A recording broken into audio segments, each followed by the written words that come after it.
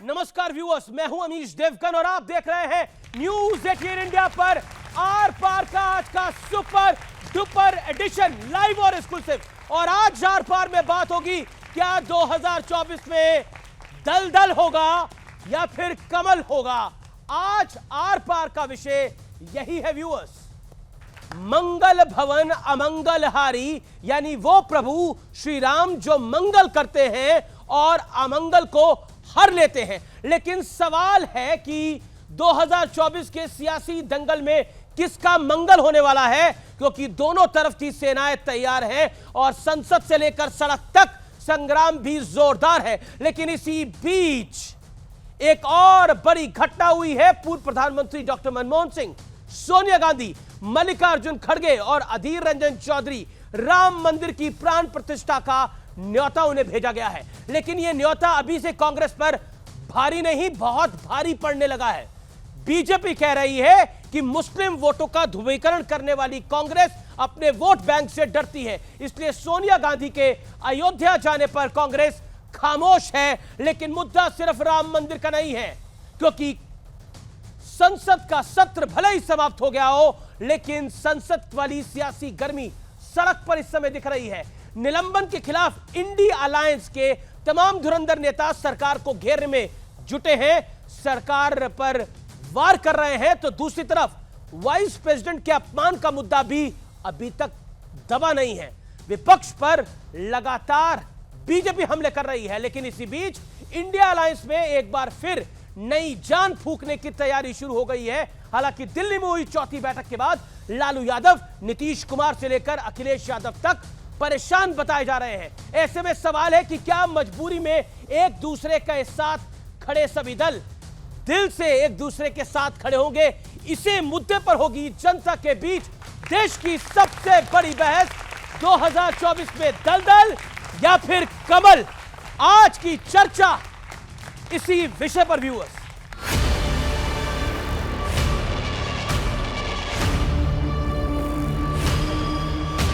To leave the house immediately.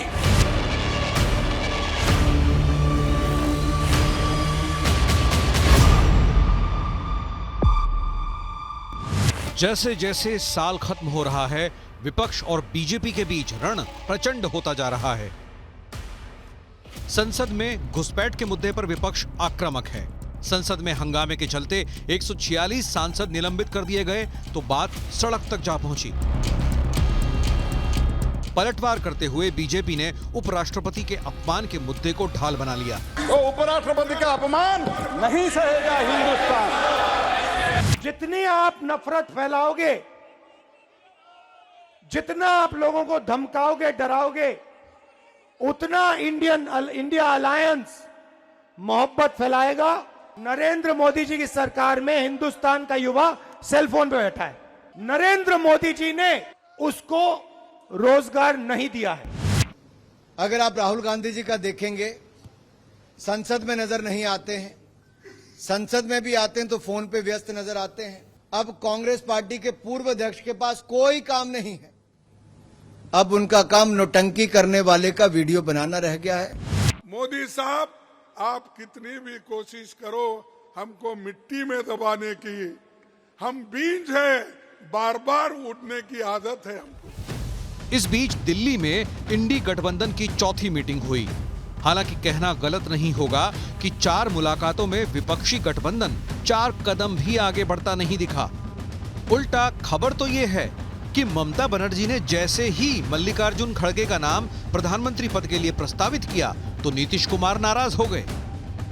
तो इसी के लिए हम प्रपोजल दिया था कि खड़गे जी को होना चाहिए। खड़गे जी अगर फेस होगा तो ठीक है, और हमको सपोर्ट दिया है अरविंद केजरीवाल। तो वो इलेक्शन जीतने का सवाल ही नहीं है, बाद में क्या करते हैं, सवाल ही नहीं है, तो उनको तो चुन के ही नहीं आएंगे, तो उसमें रिएक्शन देने का सवाल क्या है। नीतीश जी के लिए बिहार का एक एक वर्कर, एक एक कार्यकर्ता चाहता है कि नीतीश जी, बिहार की जनता चाहती है कि देश का प्रधानमंत्री अगर किसी को बनना हो तो माननीय नीतीश कुमार। अब सवाल ये है कि आपसी मनमुटाव के साथ विपक्षी गठबंधन मोदी से लड़ेगा कैसे, और खुद को ओबीसी के सबसे बड़े हितैषी बताने वाले विपक्ष और खासतौर पर कांग्रेस उपराष्ट्रपति के असम्मान वाला सेल्फ गोल का तोड़ निकालेगी कैसे? तो स्वागत है आपका आज के एडिशन में। जोरदार तालियां जनता जनार्दन के लिए आपका अभिनंदन है। लेकिन सबसे पहले आज की चर्चा के 4 बड़े मुद्दे, यानी आज की बहस के 4 बड़े मुद्दे। सांसदों का निलंबन, सड़क पर प्रदर्शन, क्या 2024 तक ये लड़ाई खींचेगी? अब की बार गठबंधन की गलेगी दाल, दूसरा बड़ा मुद्दा। उपराष्ट्रपति का अपमान, सियासी घमासान, क्या 2024 में यह अपमान महंगा पड़ने वाला है समूचे विपक्ष को? और राम मंदिर का न्योता, किसे सियासी मौका? क्योंकि कई पॉलिटिकल पंडित कह रहे हैं कि इनवाइट भेजकर फंसा दिया है पूरी की पूरी कांग्रेस को वीएचपी ने। तो आज इन्हीं विषय पर होगी बड़ी चर्चा। और कौन कौन मेहमान है मेरे साथ स्टूडियोज में, परिचय करा देता हूं। डॉक्टर सुधांशु त्रिवेदी, बीजेपी के लोकप्रिय प्रवक्ता, मेंबर ऑफ पार्लियामेंट, राज्यसभा के सांसद, उनका अभिनंदन है। मेरे साथ मलूक नागर है, सांसद बहुजन समाज पार्टी के, जोरदार तालियों से उनका अभिनंदन है। ओवरकोट में आए आज। मेरे साथ डॉक्टर अनुराग भदौरिया हैं, उनका अभिनंदन है। प्रवक्ता है समाजवादी पार्टी के, अक्सर जल्दबाजी में रहते हैं ये। मेरे साथ राजेश गुप्ता हैं, प्रवक्ता, आम आदमी पार्टी के, विधायक भी हैं आम आदमी पार्टी के, तो जोरदार तालियों के साथ उनका अभिनंदन है। दुष्यंत नागर जी हमारे साथ हैं, जाने माने राजनीतिक विश्लेषक, अपने मधुर कटु शब्दों के लिए जाने जाते हैं। जोरदार तालियां इनके लिए। तो आप तमाम लोगों का अभिनंदन है न्यूज़ 18 के इस महामंच पर। 2024 में दलदल या फिर कमल? तो सुधांशु जी शुरुआत इसी से करते हैं। कमल तो दलदल में ही होता है, लेकिन एक तरफ दल दल है और दूसरी तरफ कमल है, बताइए। देखिए, ये जो सत्र समाप्त हुआ है जी, एक दृष्टि से बहुत ऐतिहासिक था। आपको पता है इसमें इंडियन पेनल कोड अब चेंज होकर भारतीय न्याय संहिता हो गया है।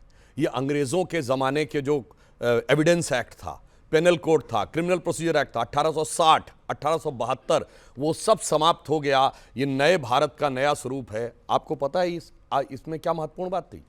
अभी भी स्वतंत्रता के 75 वर्ष बाद भी 450 से अधिक जगहों के ऊपर her majesty, privy council, London gazetteer, इन सबके रेफरेंसेस लिखे हुए थे। और आप सोचिए कि जिन कानूनों के तहत महात्मा गांधी को, लोकमान्य तिलक को, वीर सावरकर को जेल में डाला गया था, वो राजद्रोह के कानून एज इट इज वो धाराओं के तहत कोट किए जाते थे। ये भारत के लिए कितना बड़ा अपमान था। आज एक नया भारत नए स्वरूप में मोदी जी के नेतृत्व में आ रहा है, तो उस तरीके से ये पुरानी बात। नए भारत में विपक्ष के लिए जगह नहीं है क्या? नहीं, मैं उसी पे आ रहा हूं। 100 से ज्यादा सांसद निलंबित बीती लोकसभा के अंदर, राज्यसभा के अंदर, मैं उसी बिंदु पे आ रहा हूं। बीते सेशन में बताइए, या मौका था विपक्ष के पास इस ऐतिहासिक मौके का साक्षी बनने का, मगर कहा गया है सकल पदार्थ हैं जगमाही, कर्महीन नर पावत नहीं। अब उसके लिए कोई क्या कर सकता है कि उन्होंने अपने ऐसे कर्म किए कि जिसकी वजह से उनके लिए वो प्राप्ति असंभव हो गई। इसीलिए मैं कहना चाहता हूं 24 में एक तरफ निखरता भारत, उभरता भारत, चढ़ता भारत मोदी जी के नेतृत्व में, और एक तरफ फंसता भारत, भटकता भारत, नेता की खोज में भटकता भारत, तथा कथित इंडिया गठबंधन। तो खोज लिया है, मल्लिकार्जुन खड़गे को समर्थन है अनुराग जी की नहीं है? आज इस खुले मन से ऐलान करिए, खड़गे जी पे हां या फिर ना। देखिए, इन्होंने जहां से शुरुआत की, पहले वो बोल दूं कि ऐतिहासिक रहा है इस बार सेशन, बिल्कुल ऐतिहासिक रहा है। विपक्ष विहीन आपने लोकतंत्र को देखा। पार्लियामेंट के अंदर में इन्होंने 143 सांसदों को पार्लियामेंट से निलंबित कर दिया। बोले कि आप पार्लियामेंट में आ ही नहीं सकते। और इनसे पूछा गया कि भाई हमने क्या गलती की जो आपने निलंबित कर दिया?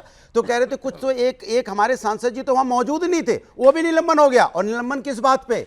कि वो मांग कर रहे थे सुरक्षा की, पार्लियामेंट के अंदर में सुरक्षा की चूक कैसे हुई? आपके सांसद ने चिट्ठी लिखी जिसकी वजह से वो अंदर घुसे, और आपकी वजह से अंदर घुसे, और आप विपक्ष को पार्लियामेंट से बाहर निकाल देना चाहते हो। ये आपकी संस्कृति है, ये आप लोकतंत्र की बात कर रहे हैं, ये आप संविधान की बात कर रहे हैं। विपक्ष का गला घोटना चाहते हैं। विपक्ष तो जनता की आवाज है। सुधांशु जी जवाब, और एक इस सवाल का भी जवाब, न्योता राम मंदिर का इन्हें भी आएगा क्या? नहीं, देखिए, संसद के अंदर जो हुआ, अगर उसके लिए हम सब जो लोग यहां खड़े, इनमें से कोई व्यक्ति सर्वाधिक बधाई का पात्र है तो मलूक नागर जी, क्योंकि ये उन 2 सांसदों में थे जिन्होंने जाकर उस व्यक्ति को पकड़ा था।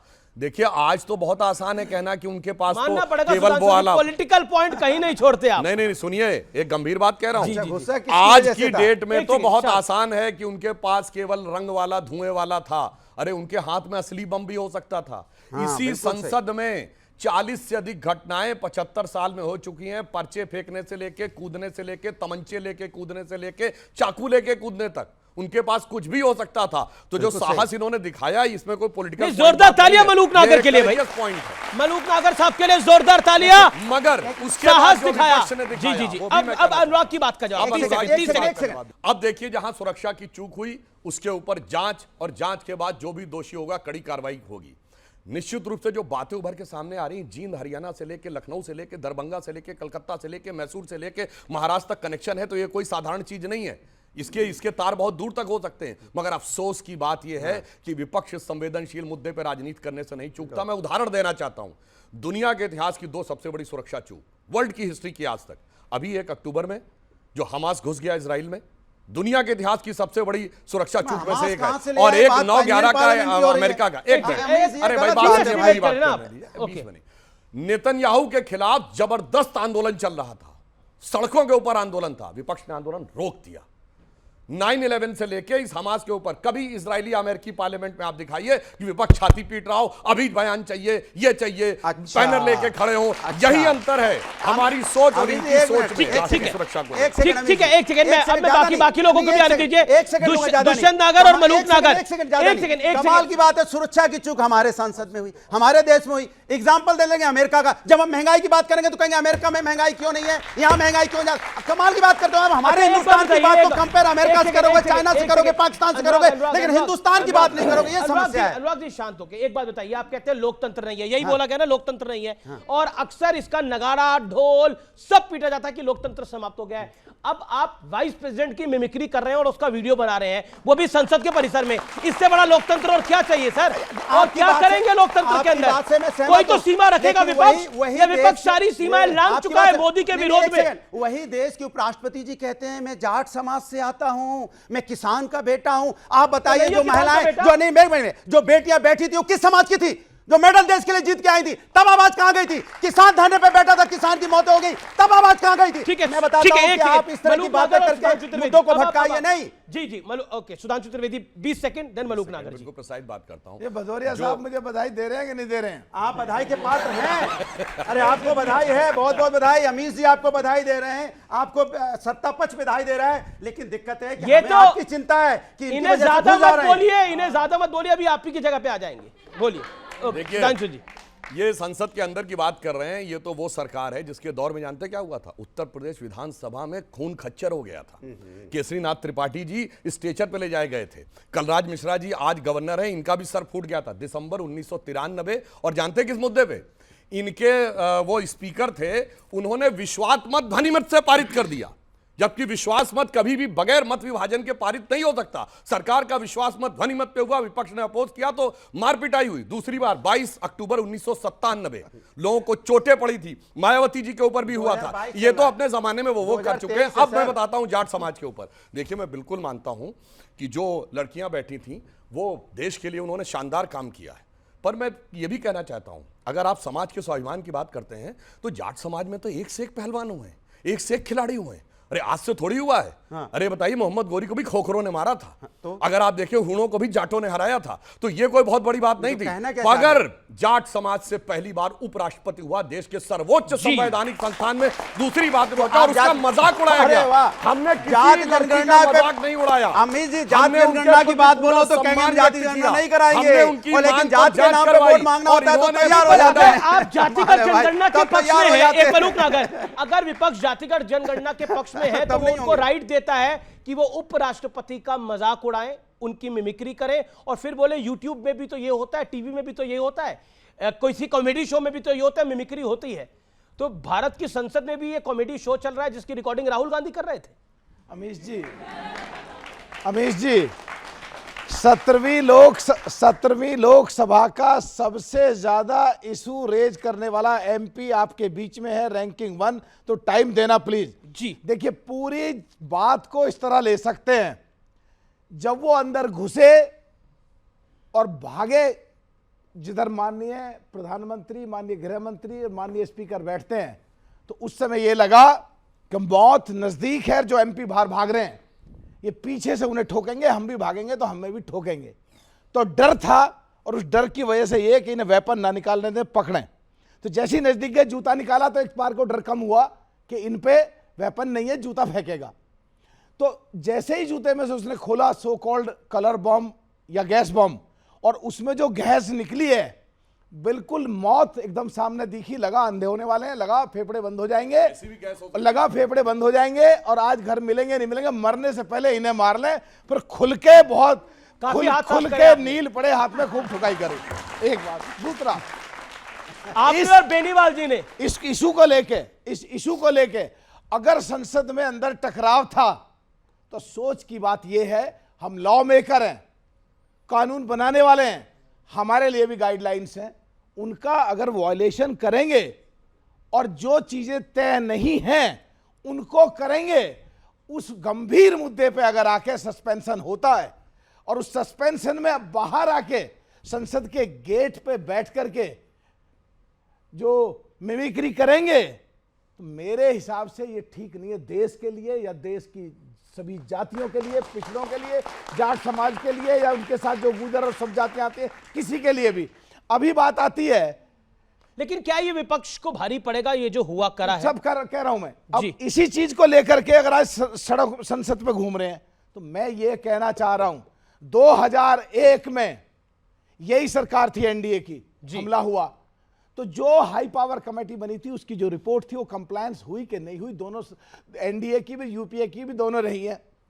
तो बजाय उसमें उसकी रेस्पॉन्सिबिलिटी फिक्स हो, 2024 का चुनाव दिख रहा सबको, आरोप प्रत्यारोप जस्टिफाई करने पे लगे हैं। मेरे सवाल का जवाब साथी को ये कहना चाह रहा हूं जी, मेरे साथी को कहना चाह रहा हूं, भदौरिया साहब को जी, अरे देश में भाजपा और कांग्रेस के बाद सबसे बड़ी पार्टी जिसे इतनी वोट मिली और फिर 13.5% हमारे हैं, पहला देश बदल चुका है, नया परिवेश है, नए बच्चे हैं, नई सोच है, नई आजादी है, नया समाचार है, सोशल मीडिया है। बगैर मतलब के विरोध करोगे तो लोग बर्दाश्त नहीं करेंगे। सही बात को सपोर्ट करो, गलत बात को सपोर्ट, गलत बात का विरोध करो। बिल्कुल सही बात है। और संसद में संसद में जहां सीटें, संसद में जहां सीटें, इनके रोजगार की बात है, ये संसद में जाने की तैयारी कर रहे हैं। अखिलेश जी इनको भेजें। सुधांशु जी, जहां संसद में सीटें खाली पड़ी रहती हैं और अम्मा टकरते हैं, जूझते हैं, भिड़ते हैं, लड़ते हैं जी, तुम सांसद बनाए हो सड़क पर प्रदर्शन बनने के लिए, दम है पर तो संसद में काम करो। राहुल गांधी जी कह रहे हैं कि ये लड़के जो थे वो बेरोजगार थे। सब देखिए, अगर मान लो आज ये खबर चल रही है और उसे जस्टिफाई कर रहे हो, चाहे वो सो कॉल्ड कोई भी लीडर हो, कोई भी रिपोर्टर हो, राहुल गांधी है, कोई वीडियोग्राफी कर रहे थे, राहुल गांधी हो या कोई भी लीडर हो या कोई भी रिपोर्टर देवगन साहब हो, अगर इसको जस्टिफाई करते हैं तो ये बिल्कुल गलत बात है। विदेश में बैठी ताकतें जो देश को तोड़ना चाहती हैं, विदेश में बैठे आतंकवादी जो देश को कमजोर करना चाहते हैं, विदेश में बैठे लोग जो देश की तरक्की से खुश नहीं है, जो देश की तरक्की से खुश नहीं है, बस खत्म कर रहा हूं, तरक्की से खुश नहीं है, उनको हिम्मत बढ़ती है कि इस देश की संसद में भी घुसा जा सकता, इसलिए किसी भी कीमत पर जस्टिफाई नहीं करा जा सकती है। ठीक है, ठीक है। राजेश गुप्ता जी का मैं रुख करता हूं, आम आदमी पार्टी के विधायक हैं। गुप्ता जी, आपके पास मैं आता हूं। बीजेपी के साथ आपका विरोध है, कांग्रेस के साथ भी आपकी लड़ाई थी, लेकिन अब आप निकट आ गए हैं कांग्रेस के, एक अलायंस करना चाहते हैं कांग्रेस के साथ। अब आपको कांग्रेस भ्रष्टाचारी भी नहीं दिखती, अब आपको शरद पवार भी भ्रष्टाचारी नहीं दिखते, जिनके लिए अरविंद जी अक्सर कहा करते थे, आपकी पार्टी अक्सर कहा करती थी। ये मजबूरी है और इसी मजबूरी की वजह से जो फूहड़पना हुआ भारतीय संसद के बाहर, जो मिमिक्री हुई, उसको भी आप खुल के उसका विरोध नहीं कर पा रहे।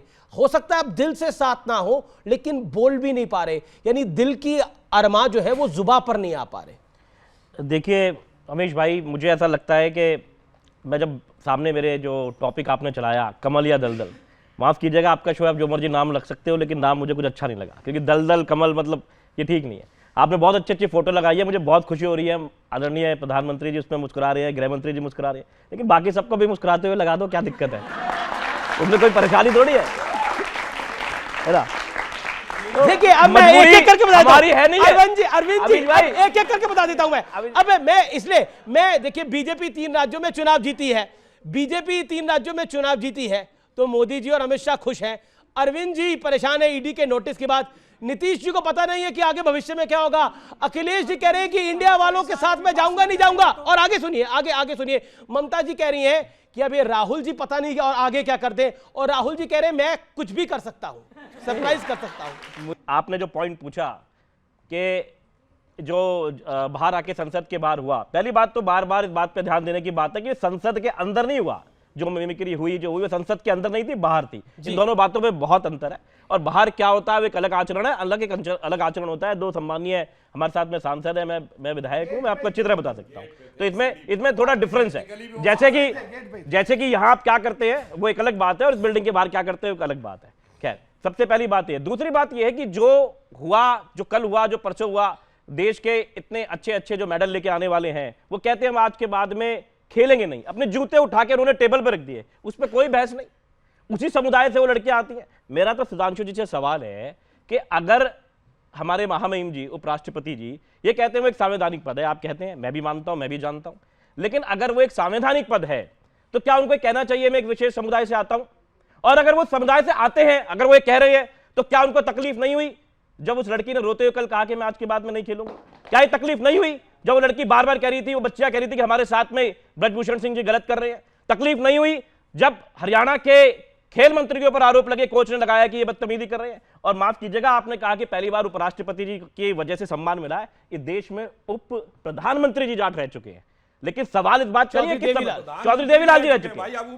सर, चौधरी चरण सिंह प्रधानमंत्री रह चुके हैं ना, रह चुके हैं ना, तो उसमें लोगों ने चुन के भेज दिया। आप तो माफ कीजिएगा, मैं कहना नहीं चाहता किस तरीके से रबर स्टैंप की तरह उन्हें इस्तेमाल करते हैं, लेकिन लोगों ने चुन के भेजा हुआ। चौधरी चरण सिंह का इस्तेमाल किसने किया था? लोगों ने चुन के भेजा हुआ है। और आप बार बार नाम बदलने के जितने एक्सपर्ट हैं, जिस तरीके से नाम बदलने के एक्सपर्ट हैं, रबर स्टैंप की तरह इस्तेमाल कर रहे हैं। काका हाथरसी की कविता याद आती है कि नाम तो है गंगा जमुना और कुएं पे भरने जाए पानी, तो इंडियन पैनल कोड का नाम बदल दो, इसका बदल दो। अरे किसी बच्ची को सुरक्षा नहीं मिल रही, किसी आदमी को रोजगार नहीं मिल रहा, गरीब को रोटी नहीं मिल रही।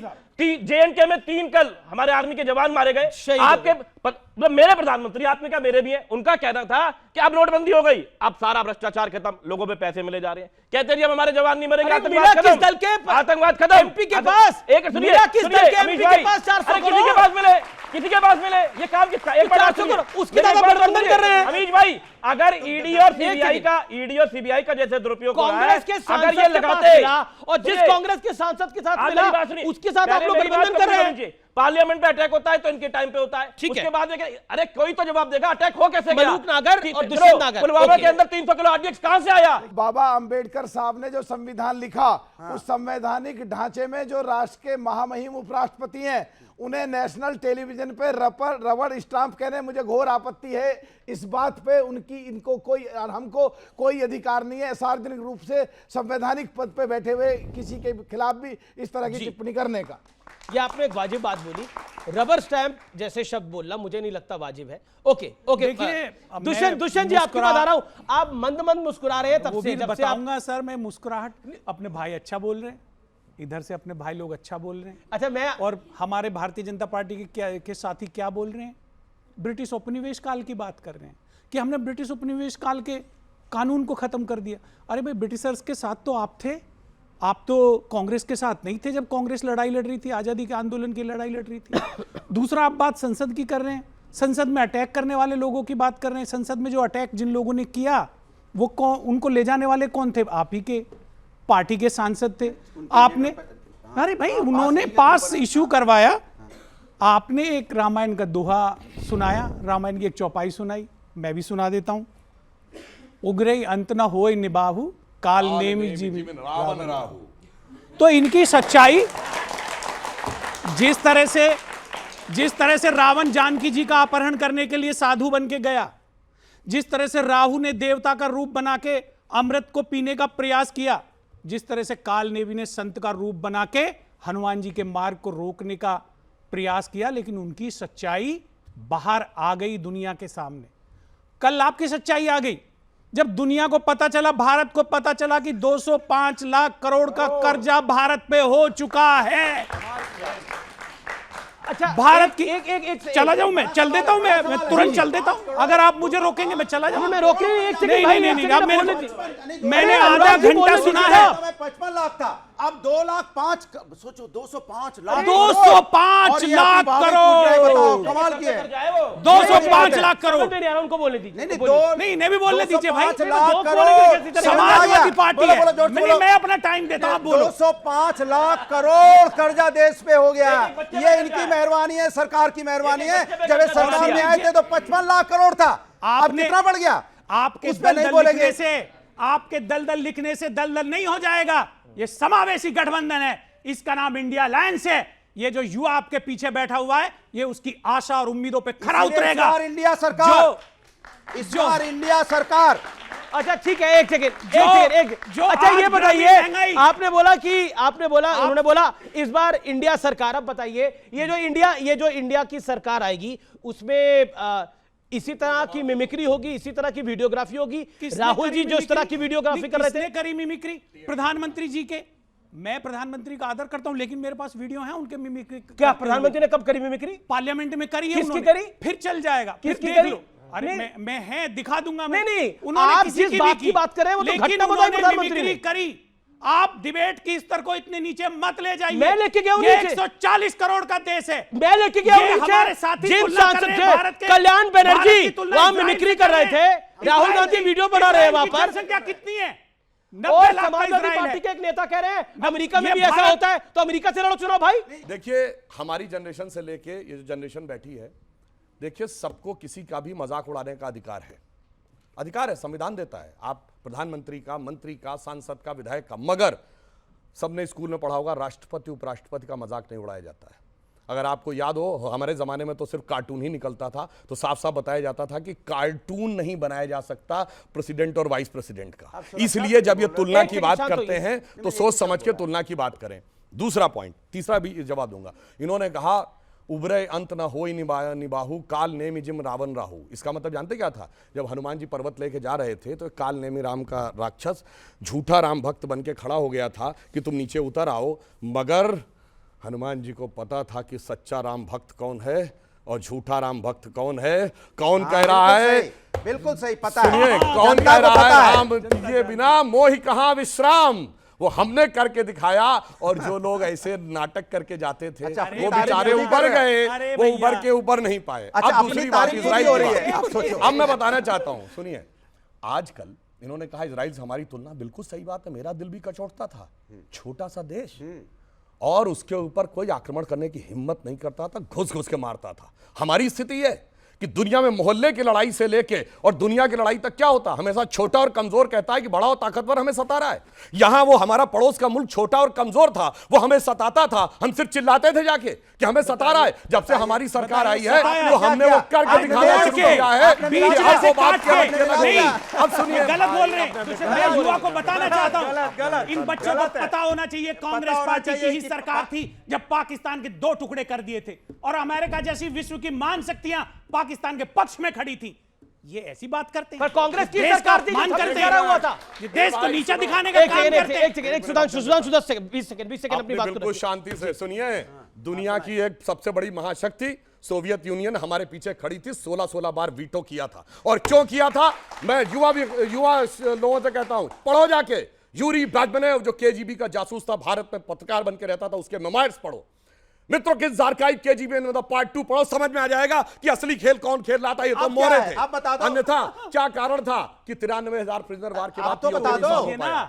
खैर, अब तो आज भाई साहब आप तोड़ दीजिए। अरे भाई अब तो तोड़ दीजिए। अरे भाई सुनिए तो क्या बात कर रहे हो? डॉलर के आपने जोड़ा, आपने रिटर्न पे आप कह रहे हैं कि अब तोड़ दीजिए, पाकिस्तान को तोड़ है। जी जी, ये सुनिए, आपने वो वीडियो देखा है जो पाकिस्तान का सांसद पाकिस्तान के नेशनल असेंबली में बोल रहा था, वहां के विदेश मंत्री को कोट करते हुए कि शाह महमूद कुरैशी साहब बैठे थे, आर्मी चीफ आए और आर्मी चीफ के पांव कांप रहे थे। उन्होंने कहा कि खुदा का वास्ता है अभिनंदन को वापस कर दो, वरना शाम तक इंडिया अटैक कर देगा। ये तो 1971 में भी नहीं हुआ कि पाकिस्तान के आर्मी चीफ के पांव कांपे हो और हमारे साथ कोई नहीं खड़ा हुआ था। जनाब आपके साथ कोई नहीं खड़ा हुआ था। ठीक है, अनुराग ये क्या तरीका, ये क्या तरीका? आर्मी के ताकत पे, देश की आर्मी के ताकत पे, आपके नहीं। अब देखो दो ने एक एक करके 15 सेकंड ये बोल लेते। भुट्टो ने तो पैर पकड़े थे इंदिरा जी के शिमला में, बताइए, बोला नहीं था रात के 12 बजे जुल्फिकार अली भुट्टो ने कि मैं वापस जा रहा हूं, जब इंदिरा जी ने मना कर दिया प्रिजनर छोड़ने से। आप क्या बात कर रहे हैं? आप यही दिखाना चाहते हैं कि जब से 2014 से भारतीय जनता पार्टी की सरकार बनी है तब से ही भारतीय सेना का तेज बढ़ा है, जब से ही भारत बढ़ा है। 26/11 का हमला हुआ, उसके बाद हमारी फौज एक्शन लेने को तैयार थी, मगर इनकी सरकार ने इसलिए कार्रवाई नहीं की पाकिस्तान पे क्योंकि उन्हें लगा कि बीजेपी को उससे फायदा ना हो जाए। और यह बात बराक ओबामा ने अपनी किताब प्रॉमिस लैंड में 2010 में मनमोहन सिंह के बाद के आधार पर लिखी है। और इनके जमाने में आपके बीच में नहीं बोले, आपके बीच में नहीं बोले, देखिए चिल्लाइए नहीं अपने बेटन पे, एक आपके बीच में नहीं बोले, इनके जमाने वो किसी के बीच में नहीं बोले। हमारी फौज जीत के आती थी, ये टेबल पे हार जाते थे। अरे छीन छीन देश का गुलाब ले गया, ताशकंद में वतन का लाल सो गया, और ये सुलह की शक्ल को सवारते रहे, जीतने के बाद बाजी हारते रहे। ओके, एक सेकेंड, अब क्योंकि बात हो रही है पाकिस्तान और भारत के रिश्तों की, आज इसका एक जिक्र तो बराक ओबामा की किताब ने करा, लेकिन कांग्रेस के खुद के मंत्री मनीष तिवारी ने कहा है कि कांग्रेस सरकार की सबसे बड़ी भूल क्या थी। जब 26/11 का हमला हुआ उसके बाद पलटवार नहीं करा। क्यों पलटवार नहीं करा? हमारे घर के अंदर घुस के हमें आतंकी मार के गए थे। हमारा देश क्या इतना कमजोर था कि हम हमला नहीं कर सकते थे, बदला नहीं ले सकते थे? कांग्रेस का शासन सोता रहा, कांग्रेस की सरकार सोती रही 26/11 के हमले के बाद, और इतिहास ने इसकी चीख चीख के गवाही दी है। अब नजर डाल लेते हैं कि अगर आज चुनाव होते हैं तो किस तरह के नतीजे आ सकते हैं। ईटीजी सर्वे क्या कहता है?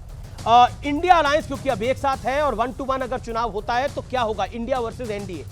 एनडीए के खाते में 296 से 326 सीटें तक आ सकती है। ये राम मंदिर के पहले का सर्वे है, इसलिए महत्वपूर्ण है। एनडीए के खाते में 296 से 326। इंडिया अलायंस जो है वो 160 से 190। वाईआरएस कांग्रेस जो है वो 24 से 25। बीजेडी जो है वो 12 से 14। बीआरएस बहुत खराब नहीं कर रही है, 9 से 11, और अदर्स के खाते में 11 से 14। अब मैं स्टेट वाइज कर लेता हूं। कुल 25 सीटें राजस्थान में है, वहां बीजेपी 20 से 25 ले सकती है। इंडिया अलायंस अगर एक साथ आता है, बीएसपी और कांग्रेस अगर एक साथ आती है तो 2 से 3 राजस्थान के अंदर। छत्तीसगढ़ के अंदर कुल सीटें 11 हैं। अगर आज चुनाव होता है तो बीजेपी 6 से 8 ले सकती है। इंडिया अलायंस 3 से 5 ले सकता है।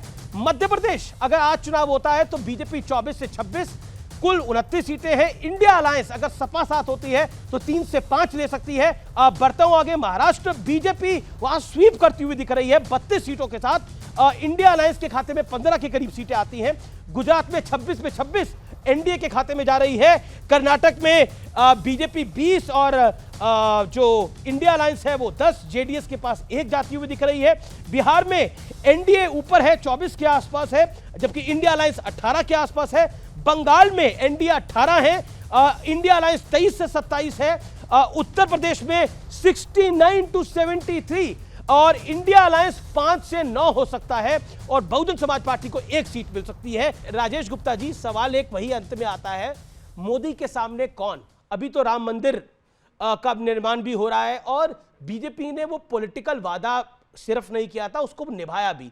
उसका भी एक इंपैक्ट चुनाव में आएगा। जब 500 वर्षों बाद राम का मंदिर बन रहा है, 50-60 साल की बड़ी लीगल लड़ाई के बाद राम का मंदिर बन रहा है, क्या आपको लगता है इन सब का इंपैक्ट आएगा? और अलायंस कोई भी कर लो लेकिन मोदी फैक्टर है। देखिए, आदरणीय इंदिरा गांधी जी चुनाव जब लड़ रही थी, कोई दुनिया में ये मानने को तैयार नहीं था वो कभी चुनाव हार सकती हैं। हारी। भाजपा के अब तक के सबसे बड़े नेता माननीय अटल बिहारी वाजपेयी जी, इंडिया शाइनिंग का नारा और ये कहना कि मेरा आखिरी चुनाव है, उसके बावजूद भी भाजपा या एनडीए सरकार में वापस नहीं आ पाई। आप मोदी फैक्टर को पॉजिटिव देखते हैं, मैं मोदी फैक्टर को नेगेटिव भी देखता हूं, क्योंकि लोगों को लगता है कि जो देश प्यार से बीजेपी कहती है कि आप भ्रष्टाचार कर रही है। मेरी बात को पूरा हो दे दीजिए।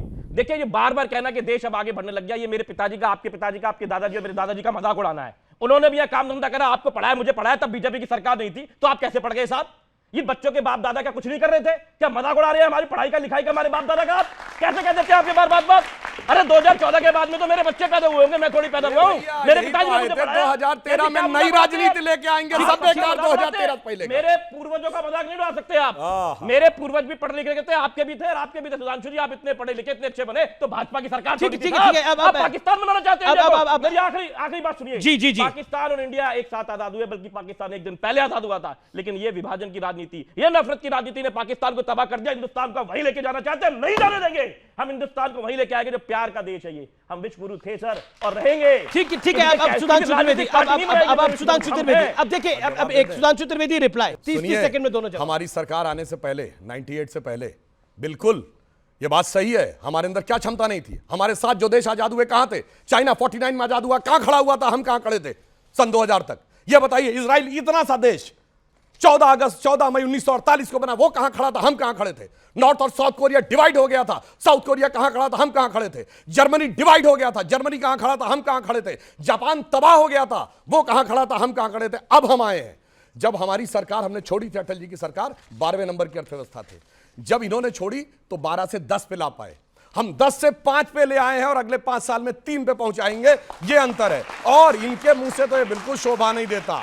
यही कहते थे 2013 में जब आए, हम नई राजनीति लाएंगे, पिछले वालों ने सब कुछ गड़बड़ किया है जी, ये सब मिले हुए हैं जी, ये आपस में एक दूसरे पर कार्रवाई नहीं करेंगे जी, और हम तो वो हैं, हमें चाहिए जन लोकपाल। टोपी ओपी हो गई गायब। वो कहते थे कि जैसे ही आरोप लगे वैसे ही इस्तीफा देना चाहिए, अब कह रहे एजेंसी का दुरुपयोग हो रहा है। तो सबसे पहले तो इन्होंने ही कहना शुरू किया था सारी संसद चोर है, राजनीति में नहीं आएंगे, कांग्रेस का साथ नहीं लेंगे, गाड़ी नहीं लेंगे, बंगला नहीं लेंगे, सिक्योरिटी नहीं लेंगे। तो भैया मजाक तो आपने अपना उड़वा लिया है कि सब कुछ कहा भी हो, ले भी लिया है। लेकिन अब मैं उस विषय पे आता हूं। अब आम आदमी पार्टी, एक सेकंड, आम आदमी पार्टी कह रही है कि आप केजरीवाल को, अरविंद केजरीवाल को अंदर डालना चाहते हैं, वो विपासना करने गए, हमारी क्षमता थी वो बता रहे हैं। कांग्रेस का दिल्ली में आधिकारिक बयान है कि शराब में घोटाला किया है, केजरीवाल पे कार्रवाई होनी चाहिए। और केजरीवाल जी का आधिकारिक बयान है छत्तीसगढ़ में कि भूपेश बघेल ने भयंकर भ्रष्टाचार किया, उन पे कार्रवाई होनी चाहिए। तो भैया आप कांग्रेस के पक्ष में बोल रहे हैं दिल्ली में या अगेंस्ट में बोल रहे हैं? पहले ये स्पष्ट कर दीजिए। अरे हम न्याय के क्योंकि पक्ष यही में बोल रहे हैं समस्या भैया। है। तो उसने कहा है न्याय के पक्ष में बोल रहा हूं। अच्छा, मतलब कांग्रेस गलत कह रही है। एक तो आपको अरविंद केजरीवाल ने कहीं सही किया। मेरा सवाल है, मेरा आपसे सवाल है सुधांशु जी, अरविंद जी आराम से विपासना करना चाहते हैं बेंगलोर में, या फिर जिस जगह पे भी वो गए हैं वहां पर विपासना करने जाते हैं, वहां जा रहे हैं।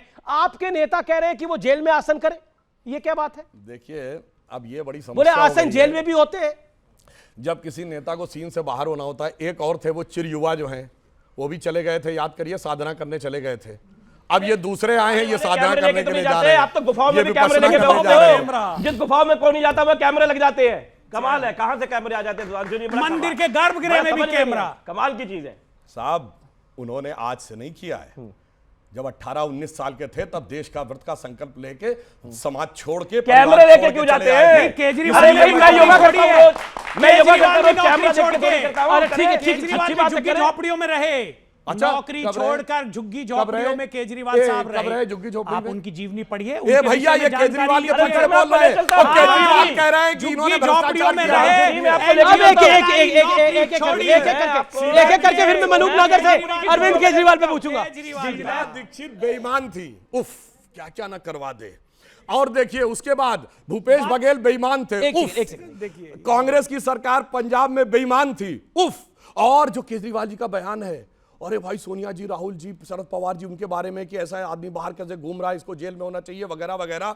तो मतलब मुझे तो इनकी बात देखकर वो आ जाता है कि सुबह से शाम तक अपनी नजरों से उतर जाते हैं, इस कदर समझौतों पे जीते हैं कि जमीर ही मर जाते हैं। देखिए जी जी, मेरा जवाब दो भाई। जब से देश आजाद हुआ है, सरकार जिसकी भी रही है, इस तरह की कार्रवाई होती रही है। मैं तो एक ही बात कहूंगा, जिसके खिलाफ कार्रवाई होती है, देश की कोई सी भी एजेंसी हो, जो कंसर्न और इफेक्टिव पार्टी होता है, उसकी जिम्मेदारी बैठती है कि वो सबके सामने आकर अपने दस्तावेज पेश करे और अपने आप को सिद्ध करे कि वो निर्दोष है। इंडिया गठबंधन आपको कैसा दिख रहा है 2024 के लिए?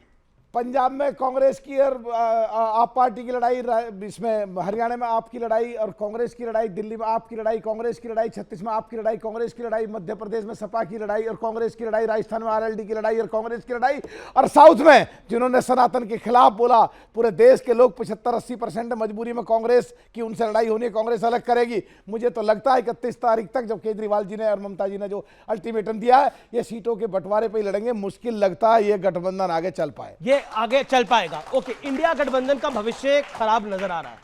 देखिए, ये एक पॉइंट आया, एक बड़ा लॉजिकल पॉइंट मुझे याद आता है कि मैं कहना नहीं चाहता, लेकिन हमारी बहन जी ने एक बार कहा था, तिलक तराजू और तलवार मारो इनके जूते चार। आपको याद होगा आप उसी पार्टी से, लेकिन ठीक है मैं ठीक कर दूं भाई साहब प्लीज। सफेद झूठ है। उसके बाद में बिल्कुल मैं कह रहा हूं, लेकिन जब मैं कह रहा हूं, लेकिन जब मौका आया तो ये भी कह दिया कि हाथी नहीं गणेश है, ब्रह्मा विष्णु महेश है। तो मल्लू भाई से मेरी रिक्वेस्ट है, मेरे बड़े भाई हैं, कल को कहां पैतरा बदल जाए आपको इधर भी आना पड़ सकता है, तो एक तरफा ना दिखिए। राजेश जी, लेकिन पॉइंट तो वैलिड है ना, पंजाब में आपकी और कांग्रेस की क्या बन पाएगी? क्या आप लोग सीट देंगे जिस पार्टी को आपने भ्रष्टाचारी कहा, जिसको सरकार से हराया, गिराया जिसकी सरकार को एक तरह से, मतलब पब्लिक के वोट के थ्रू, उसके साथ गठबंधन करेंगे तो आप पंजाब में बचेंगे कैसे? दिल्ली में आपने शीला दीक्षित को भ्रष्टाचारी कहा, कांग्रेस के शासन को भ्रष्टाचारी कहा, तभी तो आप सत्ता में आए।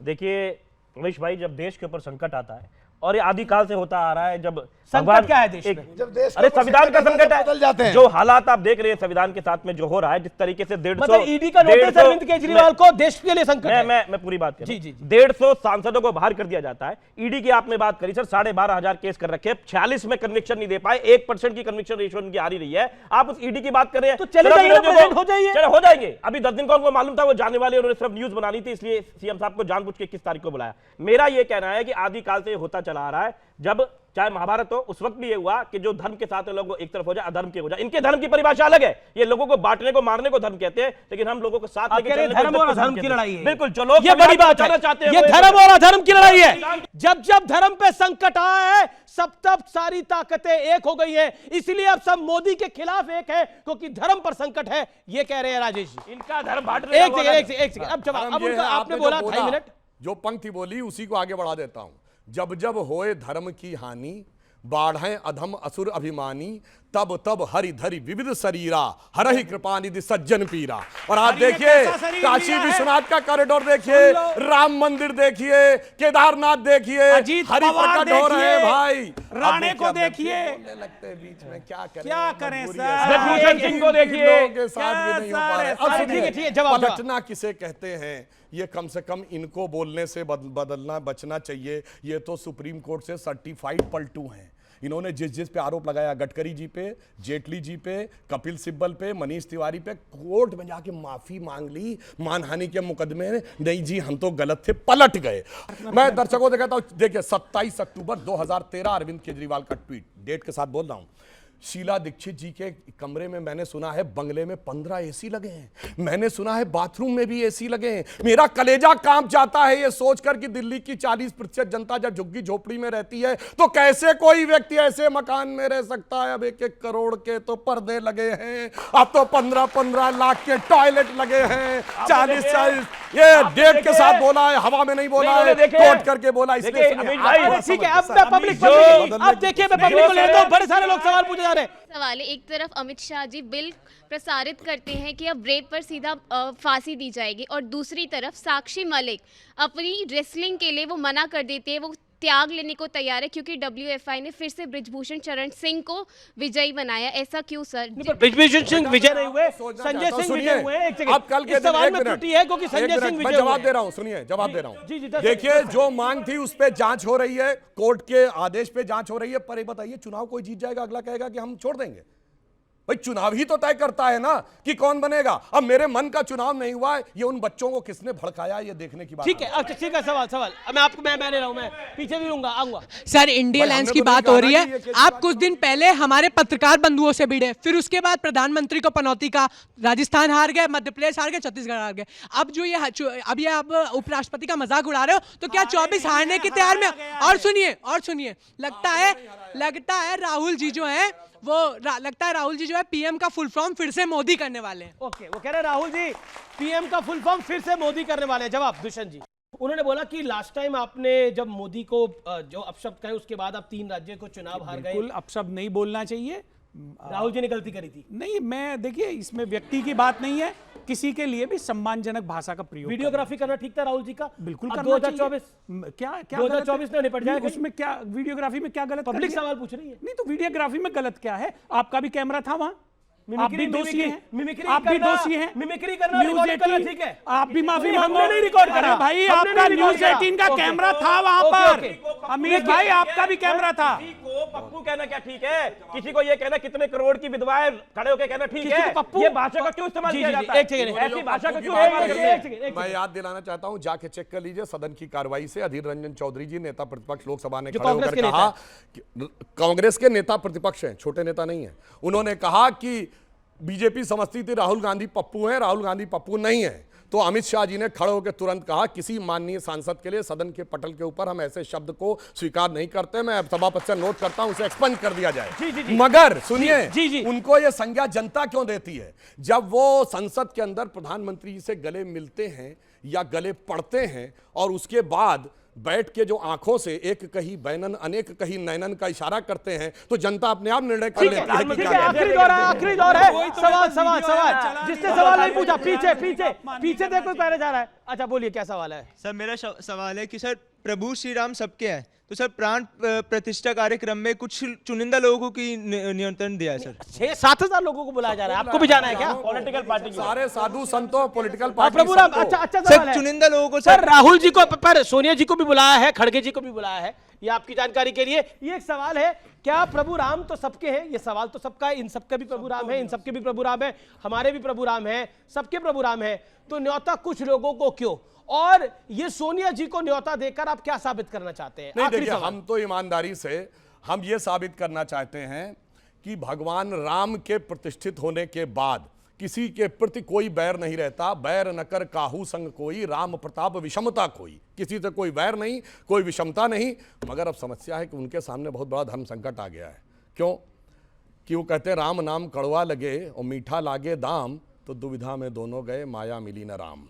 तो अब उनके सामने ये समस्या है और हकीकत में सत्ता भी गई और राम भी उनके हाथ से एक राजेश गुप्ता जी सवाल है, केजरीवाल जी ने बोला था जब अक्टूबर 2021 में जब बाबरी मस्जिद का ध्वंस हुआ, तब मैंने अपनी नानी से पूछा कि नानी अब तो आप बहुत खुश होंगी, अब तो आपके भगवान राम का मंदिर बनेगा। नानी ने जवाब दिया, ना बेटा, मेरा राम किसी की मस्जिद तोड़कर ऐसे मंदिर में नहीं बस सकता।